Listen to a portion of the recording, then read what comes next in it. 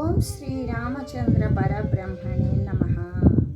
ఓం నమో వశిష్ఠ విశ్వామిత్ర వ్యాస వాల్మీకి సుఖాదిభ్యః. ఓం శుక్లాం వరదరం విష్ణుం శశివర్ణం చతుర్భుజం ప్రసన్నవదనం ధ్యాయేత్ సర్వ విఘ్నోపశాంతయే.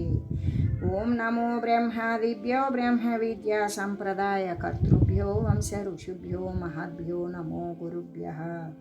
ఓం శ్రీరామో రామభద్రశ్చ రామచంద్రశ్చ శాశ్వతః రాజీవలోచన శ్రీమాన్ రాజేంద్రో రఘుపుంగవః. శ్రీ యోగ వాసిష్టము ఉపశమ ప్రకరణము. అయితే ఓ రామచంద్ర, ఎట్టి ఆపదలు లేనివాడు, సకల సంపదలతో తొలతూగువాడు, ఉదార బుద్ధియు, పరాక్రమశీలుడు, విదేహాధీశుడు అనేటువంటి జనకుడు అనే రాజు ఉన్నాడు. అతడు ఎటువంటి వాడు? యాచకులకు కల్పవృక్షము వంటి వాడు, మిత్రులు అనేటువంటి కమలాలకు సూర్యుడు వంటి వాడు, బంధువులు అనే పుష్పరాశికి వసంత ఋతువు వంటి వాడు, స్త్రీలకు మన్మధుడు లాంటివాడు, ద్విజులు అనే కలువలకు చంద్రుడు వంటివాడు, శత్రువులు అనే అంధకారానికి సూర్యుని వంటివాడు, సౌజన్యము అనే రత్నాలకు సముద్రము అయ్యి విష్ణువులాగానే లోకాలన్నీ కూడా పాలించు నిమిత్తము అవతరించిన మహారాజులాగానే ఉన్నాడు. ప్రఫుల్ల బాలలతికే మంజరి పుంజ పింజరే సకదా చిన్మధౌ మత్తే కోకిలాలాప లాసిని యయౌ కుసుమమిత భోగం సువిలాల లతాంగనం లీలయోపవనం కాంతం నందనం వాసవో యథా. ఒకానొక సమయంలో వికసితమైనటువంటి కోయిలల లతా సమూహాల చేతనే శోభితంగా ఉన్నటువంటి కోకిల ఆలాపాల చేత కోకిల కూస్తూ ఉన్నాయి. అటువంటి ఆ కూజితాలతో నృత్యం చేసేటువంటి నృత్యం చేస్తూ ఉన్నట్లుగా తోస్తూ ఉన్న వసంత ఋతువునందు ఈ పుష్పాలతో నిండి ఉన్న ఈ తీగలు, లతలు, చెట్లు రూపమైనటువంటి ఈ అంగనా సహితాన్ని రమణీయమైనటువంటి వనానికి నందనవనమునకు ఇంద్రుడిలాగానే ఆ రాజు క్రీడార్థం వెళ్ళాడు. ఇంద్రుడు ఎక్కడికి వెళ్తాడు?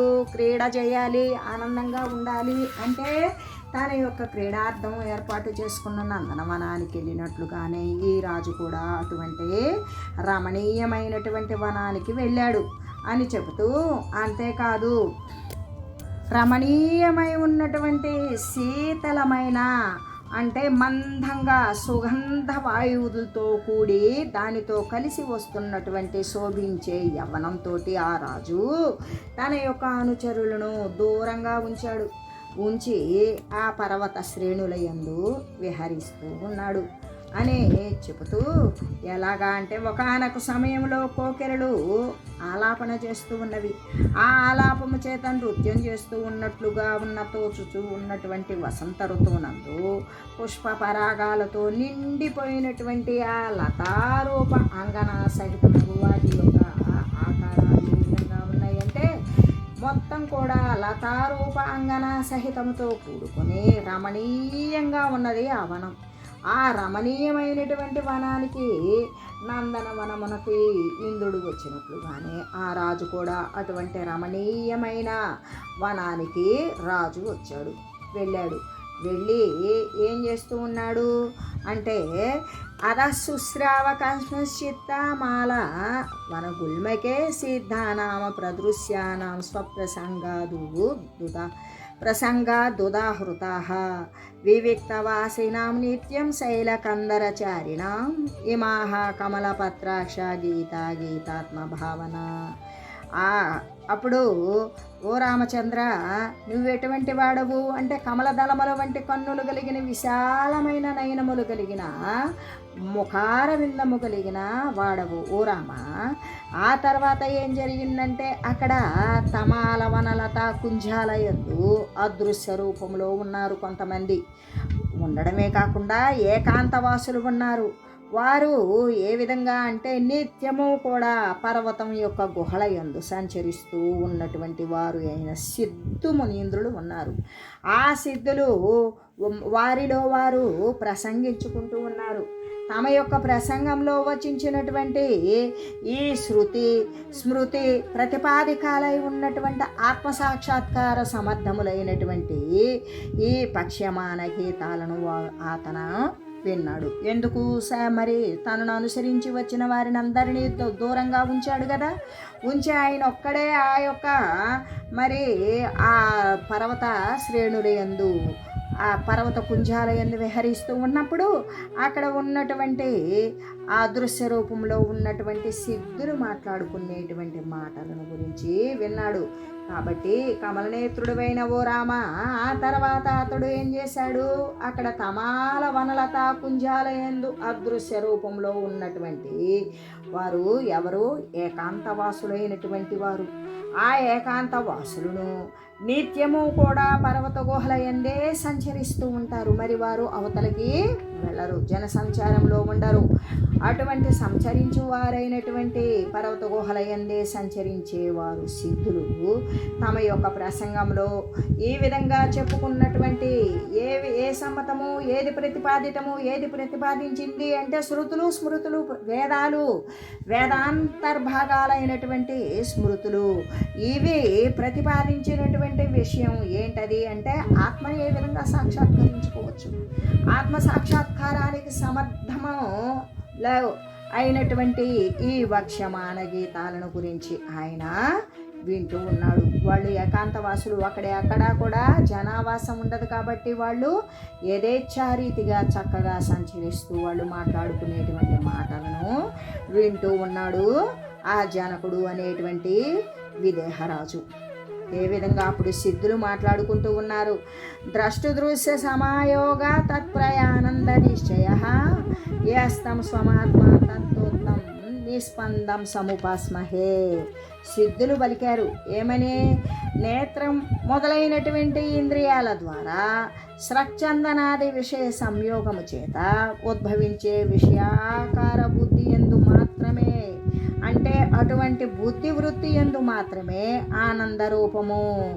మరి ఏ ఆనంద రూపమైతే నిశ్చయించబడుచూ ఉన్నదో అక్కడ నిరతిశయ భూమానంద స్వరూపమైన ఆత్మను నిర్వికల్ప సమాధి చేత బాహ్యాభ్యంతరేంద్రియమైనటువంటి నిగ్రహము చేత కూడా మేము నిరంతరము ఉపాసిస్తూ ఉన్నాము అని చెప్తూ ఉన్నారు. ఏ విధంగా అంటే కొందరు సిద్ధులేమని పలికారు, ద్రష్ట అయినటువంటి జీవునకు ఇష్టమైనటువంటి దృశ్యాల విషయాలు అవి ఒకవేళ సంప్రాప్తించినవనుకో, అప్పుడు సంప్రాప్తిస్తే ఆ తర్వాత మనసునందు ఏ ఆనందంతో వస్తుంది, అట్టి ప్రతిబింబానందము తనకు ఆధారమైనటువంటి ఏ నిరతిశయ భూమానంద రూపమైన స్వాత్మ నుండే ఆవిర్భవిస్తున్నది కదా.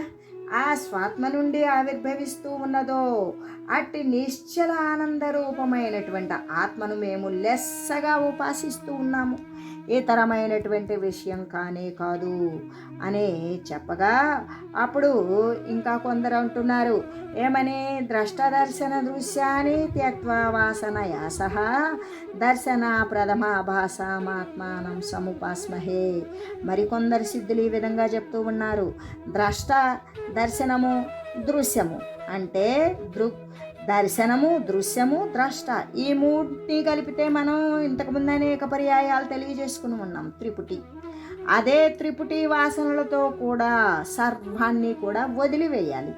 అలా పరిత్యజించి నేత్రము మొదలైనటువంటి ఏ ఇంద్రియాలైతే ఉన్నాయో, లేకపోతే మానసికమైనటువంటి ఇంద్రియాలు, ఇవన్నీ కూడా వృత్తులకు పూర్వమే, అంటే వాటి యొక్క ఉత్పత్తికి సాక్షి రూపమై భాసిల్లేటువంటి ఆత్మరూపము అనగా బీజ సహిత త్రిపుటి పరిత్యాగము చేత. ఈ త్రిపుటి అన్నప్పుడు ఏమని చెప్పుకున్నాం, చూచేవాడు, చూడబడే వస్తువు, చూచేటువంటి దర్శనం, ఈ మూడింటి యొక్క విషయాలు కూడా బీజ సహితంగా, అంటే అవి ఆలోచన రూపంగా ఉన్నప్పుడు అటువంటి ఆలోచన దానితో కూడా కూడుకొని దానిని పరిత్యజించడం వదిలిపెట్టడం వలనే తురీయమైనటువంటి ఆత్మను నిరంతరము మేము మరి ఉపాసిస్తూ ఉన్నాము అన్నీ చెప్పుకుంటూ రామ ఇంకా కొందరు సిద్ధులు ఈ విధంగా పలుకుతూ ఉన్నారు. ద్రష్ట అయినటువంటి జీవుని దర్శనమగు మనోవృత్తిని, దృశ్యమైనటువంటి విషయాలను, ఈ మూడే కదా త్రిపుటి అంటే. వాసనా సహితంగా వదిలివేసి మనోవృత్తి ఉద్భవించక పూర్వమే, మానసికమైన ఆలోచన కూడా ఉద్భవించకుండా ఉన్న పూర్వమే, ముందుగానే అద్వితీయముగా అంటే రెండవది లేని విధంగా ఏకరస మాత్రమే ప్రకాశించేటువంటిది, అద్వితీయముగా రెండవది లేకుండా ఒక్కటి తానే సర్వము తానే అయి ప్రకాశిస్తూ ఉండేటువంటిది ఏదైతే ఉంటుందో ఆ మనోవృత్తి యొక్క ఉత్పత్తికి కూడా సాక్షి అయి ఉండేటువంటి ఆత్మను మేము బాగుగా ఉపాసిస్తూ ఉన్నాము అని అనుకుంటూ ఉన్నారు. ఇంకా కూడా కొంతమంది ఏమని చెప్తూ ఉన్నారు, ద్వయోర్మధ్యగతం నిత్యమస్తి నాస్తి ఇతి పక్షయోః ప్రకాశనం ప్రకాశ్య నామాత్మానం సముపాస్మహే. ఇంకా కొందరు సిద్ధులు ఏమనుకుంటూ ఉన్నారు, నేత్రాలు మొదలైనటువంటి ఇంద్రియాలు ఏవైతే ఉన్నాయో అంటే జ్ఞానేంద్రియాదుల యొక్క జ్ఞానానికి పూర్వంగానే కనబడేటువంటి సాక్షి రూప సత్తా విషయమై ఇది కలదు ఇది లేదు అని వాదించే వారి యొక్క అంటే కలదు అంటే అస్తిత్వము, లేదు అంటే నాస్తికత్వము.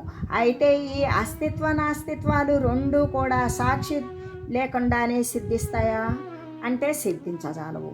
అట్లాగే కాబట్టి అస్తిత్వ నాస్తిత్వ పక్షాల రెంటింటి అందు కూడా మధ్యగతమై అంటే ఉన్నదానికి లేనిదానికి మధ్యలో ఉన్నటువంటి సాక్షి స్వరూపము ఏదైతే ఉన్నదో అదే వెలుగొందుతూ ఉంటుంది.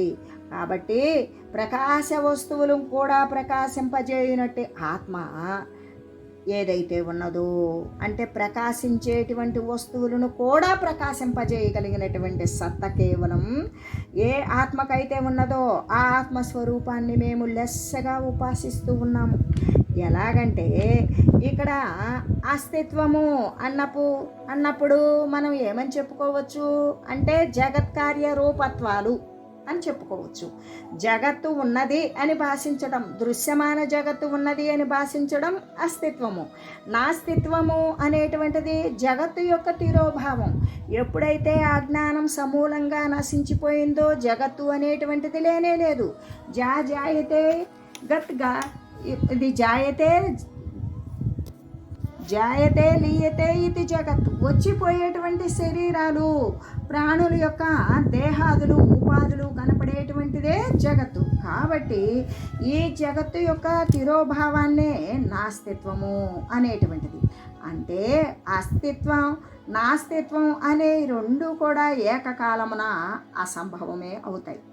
ఏ విధంగా అంటే రెండు కూడా ఇక్కడ ఉన్నది అని ఇక్కడ లేనిది అని ఒకే సమయంలో ఏ విధంగా ఉత్పన్నమవుతాయా కానట్లుగానే రెండింటి యందు కూడా అనుగతమైన సన్మాత్ర రూపమైనటువంటి సమస్త ప్రకాశ్య పదార్థాలు ఏ పదార్థాలైతే కనబడుతూ ఉన్నవో అవి వాటిని కూడా ప్రకాశింపజేసేటువంటి ఆత్మ వస్తువు ఏదైతే ఉన్నదో దానిని మేము నిత్యము కూడా మేము ఉపాసిస్తూ ఉన్నాము అని చెబుతూ, ఎలాగంటే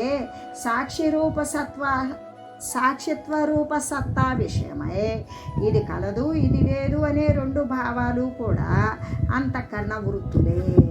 కాబట్టి ఎందుకు అంటే ఇది ఉన్నదని చెప్పినా లేనిది అని చెప్పినా కూడా అది బుద్ధి చేత నిశ్చయించడము, మనసు చేత సంకల్పించడము, చిత్తము చేత మరి దాని గురించి చింతన చేయడము జరుగుతుంది.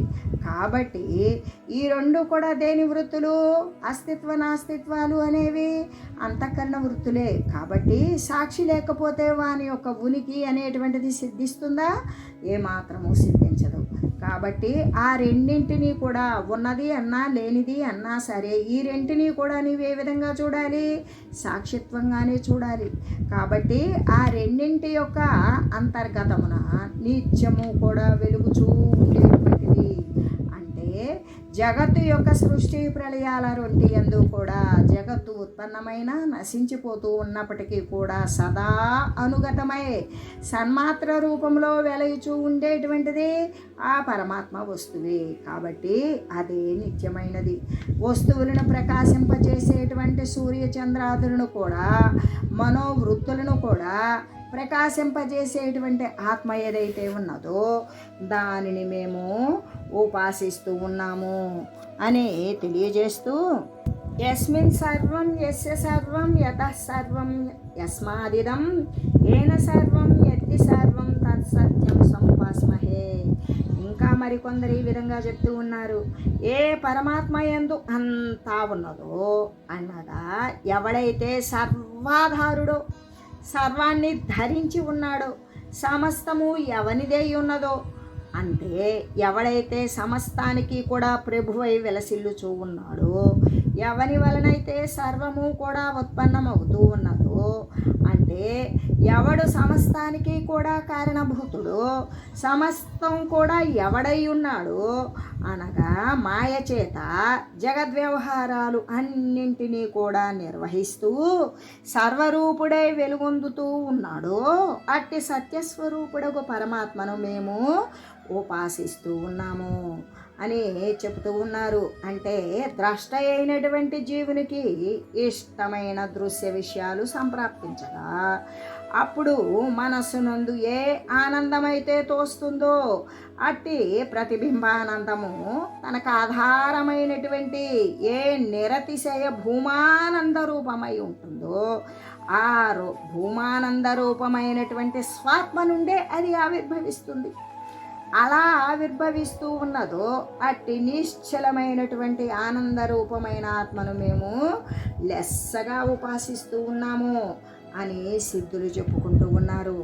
ఇంకా కొందరు ఈ విధంగా చెప్తూ ఉన్నారు, అశిరస్కం హకారాంతమశేషాకార మశేషాకార సంస్థితం అజస్ర సముచ్చరంతం స్వం తమాత్మానముపాస్మహే. ఇంకా కొంతమంది ఈ విధంగా అంటూ ఉన్నారు, అకారము ఆది యందును హకారము అంతమునందు కలిగిన అహం పదము. ఆది యందు అకారము, అంతమునందు హకారము. అప్పుడు ఆది అంతముల అంటే పదాలు రెండు, అక్షరాలు రెండు కలిపితే అహం అనేటువంటి పదం ఉత్పన్నమైంది. అటువంటి అహం పదానికి వాచ్యము సర్వవస్తు ప్రకాశకమును వేదశాస్త్రాలయందు అనుగతమై ఉన్నటువంటి అకార మొదలుకొని హకారాంతము వరకు కలిగిన సర్వ అక్షర సముదాయ రూపమైనటువంటి శబ్దజాలమందు అంతర్గతుడై ఉండడం చేత సర్వ ఆకారుడు. అంటే మనకి అక్షరమాలలో ఏంటి, మొట్టమొదట ఆ అనే అక్షరముతో ప్రారంభమవుతుంది. మరి అక్షరమాల ముగింపులో హకారము హ అలాక్ష బండిర అనేటువంటివి ఆ మూడు అక్షరాలకు ముందు ఉన్న అక్షరం హ. ఈ ఆ మొదలుకొని హ వరకు అహం. అహం అంటే నేను అనేటువంటిది గుర్తించబడేటువంటిది సర్వాక్షర సముదాయ రూపమైనటువంటి శుద్ధ శబ్దజాలం అంతర్గతుడై ఉండడం చేత ఆయన సర్వాకారుడు. లేకపోతే మరి ఉధింపశక్యము కానివాడు అంటే సర్వవ్యాపకుడు, వాటిని తీసివేసేదానికి వీలు పడనివాడు అయినా నిర్గుణ బ్రహ్మమునందు స్థితి కలిగి సోహం అనే మంత్రమును శ్వాస ఉచ్ఛ్వాసముల చేత అంటే మరి సోహం అనేటువంటిది సర్వవ్యాపకమైన అద్వితీయమైన ఏకరసమాత్రమైన మరి ఏకో బ్రహ్మం అయినటువంటి వాడు ఉన్నదే సో అదే హం. ఆ సర్వవ్యాపకుడైన ఏ పరమాత్మ వస్తువు అయితే ఉన్నదో హం నేను. మరి ఇక్కడ మనం ఇంత ఎందుకు చెప్పుకుంటున్నాం అంటే సర్వవ్యాపకమైనది అంటే ఎన్నో ఉన్నాయేనా కాదు, అద్వితీయం, రెండవది లేనిది, ఒక్కటే అయినది. అప్పుడు నీవేంటి నేనేంటి, సర్వం కూడా పరమాత్మ స్వరూపమే కదా, అప్పుడు రెండవది లేనిదే. కాబట్టి సోహం ఏ పరమాత్మ అయితే ఉన్నదో అదే నేను, నాకంటూ మళ్ళీ ప్రత్యేక ప్రతిపత్తి లేనే లేదు, సర్వము కూడా పరమాత్మమయం అని చెబుతూ ఈ విధంగా మరి ఏ విధంగా చెప్తూ ఉన్నారు, ఏదైతే ఉచ్ఛ్వాసనము ద్వారా పీలుస్తూ మరి సర్వవ్యాపకమైన పరమాత్మ ఏదైతే ఉన్నదో వదులుతూ అదే నేను అని చెప్పుకునేటువంటి శ్వాస ఉచ్ఛ్వాసముల చేత నిరంతరము కూడా జపిస్తూ ఉన్నటువంటి ఆత్మతత్వాన్ని లెస్సగా మేము ఉపాసిస్తూ ఉన్నాము అని చెబుతూ ఎలాగంటే రజ్జువునందు సర్పంలాగానే. ఏ విధంగా? యస్మిన్ సర్వం యస్య సర్వ మతం సర్వం యస్మాదిదం ఏన సర్వం యద్ది సర్వం తత్ సత్యం సముపాస్మహే. ఏ పరమాత్మ యందు అంతా గలదో, అంటే ఎవడు సర్వానికి ఆధారుడై ఉన్నాడో, సమస్తము ఎవనిదై ఉన్నదో, అంటే రజ్జువునందు సర్పంలాగానే దేని ఎందైతే ఈ సమస్త జగత్తు కూడా తోస్తూ ఉన్నదో, దేని అధీనమై ఇది అంతా కూడా వెలయుచు అలరారుచూ ఉన్నదో, దేని నుండి ఈ సమస్తము కూడా ఆవిర్భవిస్తూ ఉన్నదో, ఇదంతా కూడా దేని కొరకు అయి ఉన్నదో, దేని చేత ఇది జన్మిస్తూ ఉన్నదో, యథార్థాన్ని విచారింపై జగత్తంతా కూడా ఏమై ఉన్నదో అట్టి సత్యవస్తువుకు ఆత్మను మేము లెస్సగా ఉపాసిస్తూ ఉన్నాము అని చెబుతూ, అంతేకాదు ఆది యందు అకారము అంతమందు హకారము కలిగిన అహం అంటే నేను అనే పదానికి ముఖ్యార్థము లేదా లక్ష్యార్థము అయినా సమస్త చరాచర రూపములుగా స్థితి కలిగి ఉన్నదియు, లేకపోతే ఆకారము మొదలుగా ఉండి హకారము అంతముగా కలిగి ఉన్న సమస్త వర్ణ సముదాయము చేత కూడా ఏర్పడి ఉన్న శాస్త్రము మొదలు శబ్ద తన్మాత్ర సమస్త శబ్దజాలమునంతా కూడా స్థితి కలిగి ఉన్నది. నిరంతరము కూడా సోహం అనేటువంటి అజపా గాయత్రి మంత్రాన్ని శ్వాస ఉచ్ఛ్వాసాల ద్వారా జపించేటువంటిది ఏదైతే ఉన్నదో, లేకపోతే నిరంతరం కూడా నేను అనేది అనుభవ రూపంతో స్ఫురింపజేస్తూ ఉన్నదో అటువంటి ప్రత్యేగాత్మను మేము ఉపాసిస్తూ ఉన్నాము అని చెబుతూ, సంత్యజ్య హృద్గుహేశానాం దేవమన్యం ప్రయాంతి మే తే రత్నమభివాంఛంతి త్యక్త హంతస్థ కౌస్తుభః. మరికొందరు సిద్ధులు అంటూ ఉన్నారు, హృదయ గుహ యందలి ప్రభువగు అంగుష్టమాత్ర పురుషోంతరాత్మ సదా జనానాం హృదయన్న సన్నివిష్ట. అంటే ఏ విధంగా అంటే అంగుష్టమాత్ర అంటే బొటని వ్రేలు మాత్రుడై సర్వుల యొక్క హృదయాల యందు కూడా ప్రవేశించిన అంతరాత్మయగు దేవుని త్యజించి వేసి ఇతర దేవులను ఆశ్రయించేటువంటి వారు ఎటువంటి వారు అంటే చేతిలో ఉన్నటువంటి అమూల్యమైనటువంటి దివ్యమణిని వదిలేసి ఇతరమైన రంగురాళ్లను అనుసరించేటువంటి వారి చందమ లాంటి వారే కదా అని చెబుతూ, అంటే తమ యొక్క హృదయ గుహయందున్న పరమేశ్వరుని వదిలిపెట్టి ఇతర దేవతల్ని ఎవరైతే ఆశ్రయిస్తారో అటువంటి వారు తమ చేతి యందున్నటువంటి ఏ కౌస్తభమణి అనేటువంటిది ఉన్నదో దానిని పారవేసి ఇతరమైనటువంటి రత్నాల కోసం కోరుతూ ఉండేటువంటి వారే ఆగుతూ ఉన్నారు అని తెలియజేస్తూ, సర్వాసాహ కిల సంత్యజ్య ఫలమేతదవాప్యతే ఏనాశ విషవళ్ళీనా మూల విలూయతే. ఇంకా కొంతమంది ఇతరమైన సిద్ధులు మాట్లాడుతూ ఉన్నారు. ఏమని? సమస్త ఆశలను కూడా వదిలిపెట్టడం వలననే హృదయంలో ఉన్నటువంటి చిద్రూప బ్రహ్మము అనేటువంటిది ప్రాప్తిస్తుంది. దాని యొక్క ప్రాప్తి చేతనే ఆశలు అనేటువంటి విషలతల యొక్క మూలమంతా కూడా విచ్ఛిన్నమైపోతుంది. ఇక్కడ ఆశలు అనేటువంటి విషలతలు అంటే ఏమని చెప్పుకున్నాం అంటే వాసనాజాలముతో నిండిపోయి ఉన్నటువంటి మిగుల జటిలమైనటువంటి హృదయంలో నిలబడినటువంటి మూల గ్రంథులు ఏవైతే ఉన్నాయో అవన్నీ కూడా విచ్ఛిన్నమైపోతాయి అని తెలియజేస్తూ, అంటే ఇంకా కొందరేమని చెప్పుకుంటున్నారు, సమస్త కోరికలను కూడా లెస్సగా వదిలివేయాలి. హృదయ గృహయందు ఉన్నటువంటి ఈ ఆత్మ అనేటువంటి ఫలం లభిస్తుంది అలా వదిలివేసినప్పుడు మాత్రమే. అంతేకాదు అట్టి ఆత్మప్రాప్తి చేత ఆశలు అనేటువంటి విషపు తీగలు కూడా సమూలంగా వాసనాసహితంగా ఛేదించి వేయబడుచు ఉన్నవి అని చెబుతూ అంతేకాదు భూద్యాప్యత్యంత వైరస్యం యః పదార్థేషు దుర్మతి బధ్నాతి భావనాం భూయోహ నరో నాసౌ సగర్దభః. ఇంకా కొందరు సిద్ధులు ఈ విధంగా చెప్తూ ఉన్నారు. భోగ్య పదార్థములందలి అత్యంత నీరసత్వము అనేది తెలిసి మరలా కూడా వాటినే కోరేటువంటి దుర్బుద్ధి మానవుడు, వాడు ఎప్పటికీ కూడా మానవుడు కానే కాడు. వాడు గార్ధభము అంటే గాడిదే అవుతూ ఉన్నాడు అని చెబుతూ, ఎలాగంటే మరి పదార్థాల యందు అత్యంతమైనటువంటి నీరసత్వము అంటే సారహీనత్వమును తెలిసి ఏ దుర్బుద్ధి మరలా కూడా వానిని దాని యందే ఆశ కలిగి ఉంటాడో అటువంటి వాడు మనుష్యుడు కానే కాడు. వాడు నిజంగా కూడా గాడిదే అవుతాడు అని చెప్తూ, ఇంకా కూడా ఉత్తితానుత్తితానేతానింద్రియాహి పునః యన్యాద్వివేకదండేన వజ్రేణేవ హరిర్గిరీన్. ఇంకా ఇతరులు ఈ విధంగా చెప్తూ ఉన్నారు. వజ్రము చేత ఇంద్రుడు పర్వాలను ఏ విధంగా అంటే పర్వతాలను ఛేదించినట్లుగానే ఎప్పుడెప్పుడు ఇంద్రియాలు అనేటువంటి సర్పాలు విజృంభిస్తూ ఉంటాయో అప్పుడప్పుడు వివేకము అనే దండము చేత వానిని తెగగొట్టాలి అని చెబుతూ, ఎలాగంటే మరి కొందరు సిద్ధులు ఏమని చెప్తూ ఉన్నారు. ఇంద్రుడు వజ్రాయుధం చేత పర్వతాల యొక్క రెక్కలను ఛేదించాడు.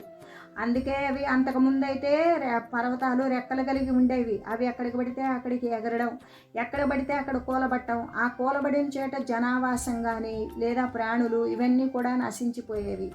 అలాగా కాకుండా ఉండాలి అంటే, అవి కదలకుండా ఉండాలి అంటే వాటిని రెక్కలు తెగనరకాలని వజ్రాయుధం చేత పర్వతాల యొక్క రెక్కలు ఇంద్రుడు తెగనరికినట్లుగానే ఇంద్రియాలు అనేటువంటి సర్పాలు పైకి లేచినప్పుడు, ఈ ఇంద్రియాలు ఎప్పుడైతే వాటంతటికవే పైకి లేచి ఉంటాయో అప్పుడు అవి సర్పాలులాగా విషయేంద్రియాలను సేకరిస్తూ ఉంటాయో, అవి వాటి యొక్క కోరికలు అనేటువంటి విషణార్కలు చాచినప్పుడు వివేకము అనే కర్ర చేత వాటిని మళ్ళీ కూడా చితక కొట్టాలి అటువంటి సర్పాలను అని చెబుతూ, అంతేకాదు ఇంకా కొంతమంది ఏమని చెప్తూ ఉన్నారు.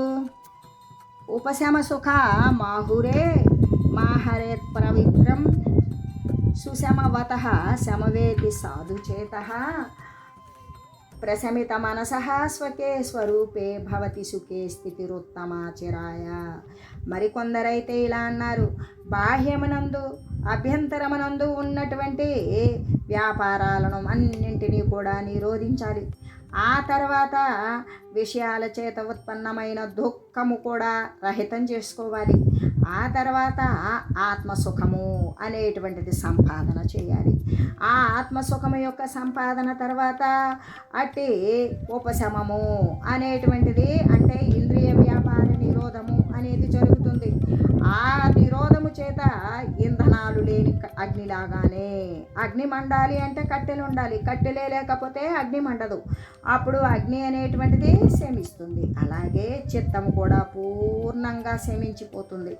చిత్తం ఎవరికైతే శమిస్తుందో వానికి పరమార్థ భూతమైనటువంటి సుఖరూపమైన ఆత్మయందు చిరకాలము ఉత్తమ స్థితి లభిస్తుంది అనే చెబుతూ, బాహ్యమునందు అభ్యంతర ఇంద్రియ వ్యాపారాల ఉపశమం ద్వారా ఆత్మసుఖము సంపాదించాలి.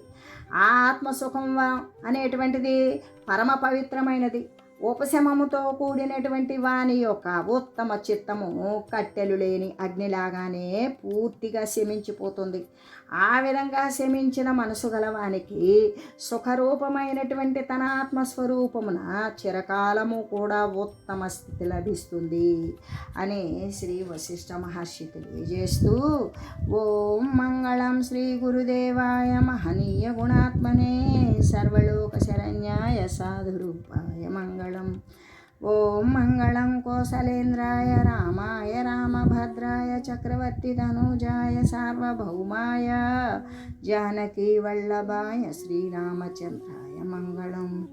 ఓం తత్సత్.